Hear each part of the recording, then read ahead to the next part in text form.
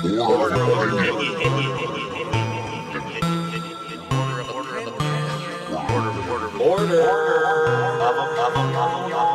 guys, what's good? Welcome to Order of Opinion. I'm your host Tim. This is my co-host Anthony. What's good, guys? For those of you returning or just tuning in, we are going over our ranking of the movies in the Marvel Cinematic Universe from the shittiest to the greatest. Order of Opinion. So, to number 9. I have the Avengers. Wow. At a 6.7. Wow. The first Avengers. Wow. A lot of fanboys are going to be pissed off about that one. Yeah, well, that's good for them. I don't know. I don't think, like, I want to look at it and be like, I like this movie. Yeah. I really do. But I don't know. It was one of those things where when you really look at it, Loki picked it up and carried the torch. And early of the game. Yeah. So. And it's complex and it's deep and it has all that, but it's sort of one-sided in a lot of degrees. I think there's only, like, think about it, really, so in the Avengers, you only really see this growth of sort of everybody, but not really. Mm-hmm. I think you see more of a growth in Loki than anybody else again. I think you see it in Fury and Stark. At Stark, too, I was going to mention Stark to a lesser degree. Not as much, but definitely there is some character growth there. Mm-hmm. Fury, yeah. He's sort of, and he's sort of going crazy after, he is the initial, like Stark. He's sort of having these reactions to what's going on around him, and he's trying to create these weapons. Phase 2 or whatever. Well, it's their job, S.H.I.E.L.D., to handle Thor shit, and they clearly illustrated it throughout the movie. That's their problem with when Thor came to Earth. They've been, S.H.I.E.L.D.'s been, I don't watch the show, but S.H.I.E.L.D.'s been, trying to find a way to make it more of an even fight in case something happens. Yeah, and what you see with S.H.I.E.L.D. too, just in the movies, is this, they're just overreaction to things. Yeah. Instead of really fine-tuning. But I think a lot of that, gets explained later on, why they overreact and build a lot of the stuff they're building isn't necessarily because they're acting as S.H.I.E.L.D. Yeah. So, there's that authority going on. And I also think that plays a little bit to everybody's fears of, there's a dude now who can shoot lightning out of a hammer. or a scepter. A scepter or whatever. No, well, I'm in Thor. Like, oh, excuse me. Yeah. And they know that Thor it's weird, too, that Stark and Cap really don't acknowledge that they know who Thor is, even though that S.H.I.E.L.D. knows who Thor is. Yeah. Well, remember, he didn't get hired because they just wanted him as a consultant, or they thought his personality was too frictional. No, there's that, but then it's just weird how he's sort of like caught off guard by Thor being there, or both of them by him coming, when in reality you'd think that they'd know who Thor was, that they'd be given all this intelligence. But then again, there's the scene where Robert Downey Jr. is like, "Oh, am I the only one who read the pamphlet?" Yeah. Like, so there's all that, and I think the beginning and the ending are the worst part of the movie, other than Iron Man saving the nuke. Yeah, everything cool. With that planet or whatever that. And it was established early in the movie that what I'm assuming this is what I took it as, is that the Tesseract is on Earth, and whatever that planet wants, what I think is aligned or is an alliance of Thanos. Yeah, that they want the Tesseract, and they have this scepter with the Infinity Stone, and Loki is. I don't know where the hell he's coming from, but he's obviously been through hell and back, and he's trying to find a way to gain what he thought his delusions of grandeur is of being a king.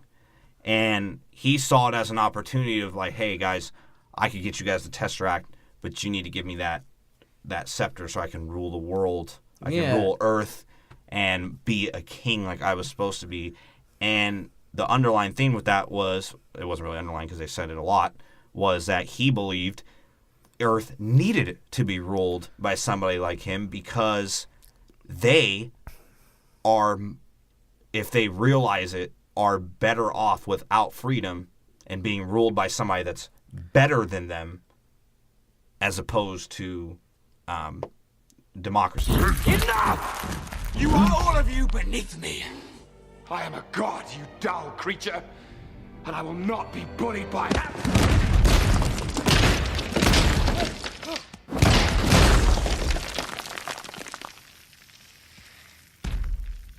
Puny god. And that's sort of this. It's a very interesting play in the Marvel universe. That's sort of like how Hydra feels. That's how Ultron feels. That's how Loki feels. Shield almost. Is when they make the helicarriers. When they get scared, yeah. And so it is interesting to think, like, when you really look at what they're going for, especially in this movie, this is too where they start to, like, they don't focus on accountability yet. So they're not quite at that level, but they're still looking at how, you know, the pre-steps to that, where they're actually making their plans to deal with what's going on. But not necessarily what's going to happen after. And that's sort of like an overlying theme of the Marvel universe. At the end of the movie, especially. Yeah, exactly. And you see, it is weird to think that it was sort of, I remember you mentioning something, and we'll talk about this later with Iron Man 2 about his race car. Why would he be allowed to do that? Yeah. Why are these motherfuckers allowed to go out and do half the shit that they're doing? Yeah. You know? Like, Yeah, they're just this agents, like Men in Black. yeah. They can just go and do whatever the hell they want. And maybe they establish it at some point, but... They never really do. S.H.I.E.L.D. just sort of takes on this, like, especially, like, concerning the Avengers, S.H.I.E.L.D. just sort of... But we have to touch on Fury. Oh, Fury was... I mean, I thought that was, you know, this is the most FaceTime he gets, and Samuel Jackson, great, right? Like, just great. Fury Coulson? Coulson also. Great. And what I like about was the complexity of him bringing the Avengers together for a purpose that he knows and trying to unite them, while at the same time harnessing this Tesseract energy to create weapons to help necessarily Avengers in case the Avengers don't work out, right? Yeah. And then what winds up happening is everyone on the Avengers questions Fury. And they're questioning, you know, why are we really here? Why are we even here? Why did they assemble us here? Why didn't they ask Tony for help initially on the Tesseract? Why did they avoid him in that process? And even somebody like Cap, who's been taught, you know, since he was in the army, that he has to follow orders, and he's telling these guys, hey, look, we should probably just follow orders. They probably know what's going on. But a guy, the two supposedly smarter guys, are telling him, you need to question some shit that's going on, because what's really happening here. And I think that in a more subtle way, he definitely does. And so they have him disappearing and finding the Hydra weapons and whatnot. I think that Tony, to his character, is just more... He's going to try to obviously do it the tech way and then be very outspoken about it. Remember, the theme was he always tries to find a way out, or he always thinks there's thinking a way out, and Cap calls him out on it, like, hey, you can't think your way out of everything. Sometimes you just have to sacrifice yourself, put yourself on the line. Exactly. And I don't know how I even felt about that theme, because they call it out and then he does it in the same movie instead of, like... Well, I think it was, like, coaching him into being a hero. Yeah. That's when we see... Because really, has Iron Man been a hero yet? Oh, no, not in He wasn't the a hero previous movies, yet. no. So this was his transformation, is what I was saying on Tony's development, into being a hero. Because at first he's just questioning and being an asshole like he normally is. And I also sort of like that he always tried to get Hulk to be Hulk. That was kind of funny.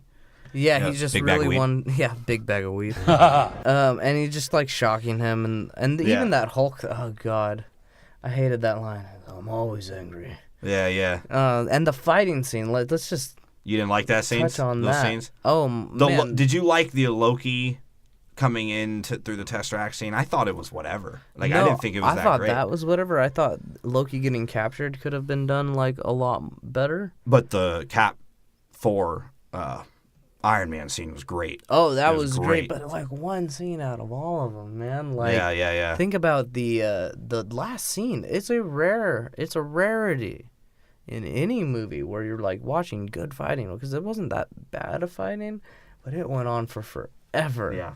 It felt so long, and you're sitting there Yeah, like, but sort of Hulk's one was warranted for him and Thor to go at it, because Thor was trying to prevent Hulk from fucking everything up, because remember Loki's whole play was getting in there, stirring up the shit about the Tesseract, telling the team that, hey, who's really looking for power here? Is it me or S.H.I.E.L.D.? Because they're the ones with the energy turning it into weapons, because he obviously knows this all through whatever he does with the scepter to Hawkeye. So he finds out all this shit that they're assembling the Avengers and all this. So he knows this, and his plan was to set off Hulk to fuck up the ship, and he makes his escape.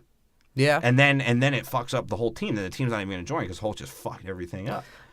So I sort of felt like that was warranted, the fight with Thor, but it was a little like, I don't know, with that scene especially, it felt very like the CGI was misplaced, you know? Yeah, it was weird to see a human fight the Hulk. Doesn't it just seem like it's, if done right, fighting CGI is always better? Yeah. Well, we can't say that because we hated Hulk. Yeah, but that's like I said, in some exceptions, there's not all the time, but most of the time. But with Tony too, didn't you feel that he, from Iron Man 2, he was still carrying around the good legacy theme that he wants? He's representing a good legacy with his new energy. Yeah, he was or the first created a in new clean element. energy. Yeah, clean energy. He And brags about it. that plays on this theme that everything Tony creates comes back to bite him in the ass. Yeah. Even a building. He makes a building, it comes back to bite him in the ass. Yeah, you're right. So that's an ongoing theme with him too. And so they do touch on that. And like I said, there is a decent amount of character building, but man, Team especially. building. But I didn't like the dialogue between it. And See, I think because it was comic booky, they tried to make the dialogue. The only time it was very complex was when they're all sitting around talking to each other with the staff. Yeah, that was was a a really cool good. scene. That It was was a good gripping. scene. Yeah. Other than that, I didn't buy into it like I have in other movies when they're all talking, because you can feel that they're like friendly with each other, or not even friendly, but that they're just somehow connected to each other, and you can feel the chemistry between them. And I think it also shows that, you know, like I'm going to say in the future, I don't know when Cap and Iron Man ever really became friends within the movies. Oh yeah, I don't think there is a point where they're ever really friends, and I think, you know, we've said this before too. Doesn't Hulk just sort of detract from everything? Like you throw. What do you mean, you throw him in the mix, and it's just the Hulk now. That's he it. stole the show at the end too. Yeah, exactly, and you can't focus, and that's another big problem I had with the end of this movie, was when you're looking at it, and it's like you're trying to like watch everybody do something cool, but it's just like they're cycling through these people fighting so fast that you never. It's almost nauseating because it's like a roller coaster ride. I kind of liked it. But I mean, and like I said, that type of action hadn't been done yet, so I couldn't have compared it to the other movies. But I'll definitely tell you, seen it in the other movies. It's on another level. And didn't you also sort of feel at the end with the action that Cap, other than his tactical expertise, and Black Widow were essentially useless? Yeah, it wasn't. It was crazy how Hawkeye had more of a use. Yep. And they said Thor. I mean, obviously Cap had his use as being the leader. Yeah. And Iron Man even mentions, like, he throws a little line out there like, "Hey Cap, what are we gonna do next?" So I think it also shows that they all trust him, and that Cap's establishing at least that on the field leadership, which, like I was touching back on earlier, when they first get him and he's punching the shit out of the punching bag, he Fury tells him like what's going on, and Cap doesn't know what the hell is going on. He's confused, like what the hell do I do next? He's like just woke up. Yeah, and all he knows is that the Tesseract's involved, and Cap has firsthand seen the Tesseract at this point, so he knows what it's capable of. So he is like thinking about, I should just follow orders, because Jesus Christ, this shit, the Tesseract is crazy, and what these people can do with it, no one needs to have it in their hands. That's why he was like, should have left it in the water. Yeah. Cap. Right? Captain America, just the best. Like the greatest, I would say the greatest portrayal of what a fanboy, a casual fan, and a movie fan would want from their comic book character. Oh yeah. I mean, he's better than any Batman. I'll say that straight up. And what have I always said too is like his acting is so deep it goes down to the posture. His face, his reaction, the way he says just stuff, the look, his eyes. It's insane how spot on. He's ridiculous, dude. Chris Evans, Academy Award. He could clench his butt cheeks on camera, and you think it was the way Captain America did that. Yeah, it's insane. He could poo. You could record him pooing in a bathroom stall, and he would make it look noble. And it would be a righteous fight. I didn't like the costume though. I remember when Coulson was like, yeah, we made some modifications. I didn't like it. It looked like freaking Under Armour did it or some shit. It's this skin tight weirdo suit, and I like the old World War II freaking heavy material look. Go ahead. Oh, well, I was going to point out, too, just because of that scene, and sort of pointing out on Cap's character growth in this, is it sort of shows that he does have some sort of something going on because of whatever has happened to him, being frozen, being in the war. It seems like they touch on it later in Cap 2 that it might be PTSD, but he never, does the stuff. They just sort of talk about it. But you see it in the first one, the first Avengers, that he, especially when he's doing the punching bags, he's sort of fucked up. Yeah. And so I think it's funny when you see him sitting there, it sort of makes him an asshole. Yeah. Which is weird for Cap, because when Coulson, going back to that scene, when Coulson's talking to him, he's being like a fanboy, whereas Cap would normally not have cared about that. Remind you, he was a trained actor at this point because he had to be the Bond salesman, so he's used to trying to entertain people. True. Just brushes him off. He doesn't give a shit about Coulson. Yeah.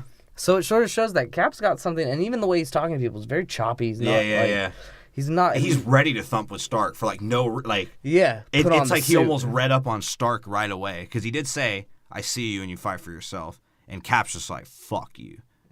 Yeah. I did like that scene where they're like, this is why Cap's so great.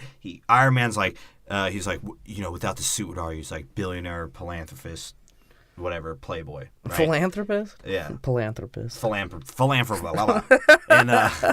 and whatever the fuck. And Cap's like, put on your suit, because I know I'll whoop your ass without the suit, but put on the suit, bitch, and I'm still going to beat your ass. And then I like how something goes wrong. He's like, yo, put on the suit, though.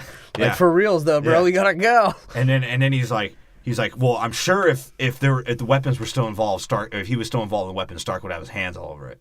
He's trying to antagonize him a little bit. Yeah, and I think because he's already sort of done with Stark's bullshit. As soon as he shows up to the ship, Stark's just already kind of acting like an asshole right away. Exactly, and I think that Cap, like I said, he's going through some stuff, but he's also he understands what's going on. I don't think he necessarily even wanted to be in a fight. I don't think he necessarily wanted to do the Avengers. Yeah, I told you, it was the Tesseract. He felt like that, he had to stop that. He had to, and so, and also let's just give him credit for this. That scene where they're fixing the fan blades. Yeah. Is Cap not the smartest dude in Marvel? It seems to run on some form of electricity. Well, you're not wrong. Right? And then he just sort of tells him to figure it out, and then he does the coolest action scene where he slaps just the slaps grenade. the grenade. Straight up. Yep. And people are always going to give Iron Man credit, and I think Iron Man's great, but it's to me with his character, it's like telling Denzel Washington to go play Denzel Washington. Exactly. Or Eminem to go play Eminem. That's why 8 Mile was like not that bad of an acting job from him, because he was his goddamn self. What if Chris Evans is just Captain America in real life? And they said in real life though, he's like this party boy and he's loud. So like to me, him being Cap, it's like, bro, he personified it. Like he went Joker with it, and no one gives him the credit that I feel he deserves. Everybody gives it to Robert Downey Jr. Always. And I like Iron Man's great. Yeah. But to me, what Cap does, bro, it's like every time I see Cap on the screen, I'm like, yup, he did it right. Exactly. And So I will agree with you that the pacing, for as much action as the movie has, it somehow is a little slow, and the origin of it becoming slow. A team in the beginning, especially. It took forever. And, to be honest, like I said, I'm not trying to be a sci-fi hater, but the scenes with the aliens are so stupid, and they don't establish. CGI'd. And they're CGI'd, and they don't establish how strong they are. Well, so they just show up to Earth, and now all of a sudden cops can't fight them? Dude, they're like the same size. It's not like they're bigger or anything. Why the hell can't we get an army out there to fuck them up? Why do we have to depend on 6 people, or not people, but 6 super people to destroy these things when they don't look? You never establish how tough they are. And then all of a sudden when they go through this stupid portal, which is also stupid, that all of a sudden now they're just supposed to we're supposed to be scared of them. Exactly. And what I don't get about the aliens Shaky cam. top of Shaky cam was bad. What I don't get about the aliens on top of that is why the fuck did they care about Earth again?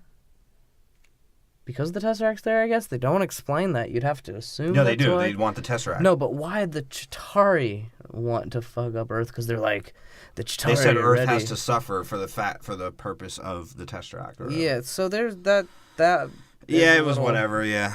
So, I think there's just, to me, I couldn't do much. There was a more. lot of CGI in the action scenes, too. Yeah, I just couldn't. It didn't look that great.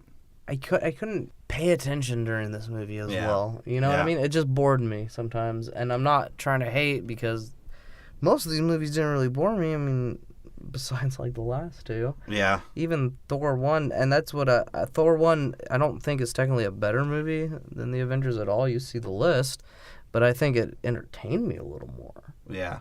So it's a weird disconnect. Yeah. For having all this great stuff, and then it seems like everything that they did have, that's why it has to be like at least below 7, because everything they did have, they didn't really do average. They had a lot of cool set pieces, but nothing to really tie it all together.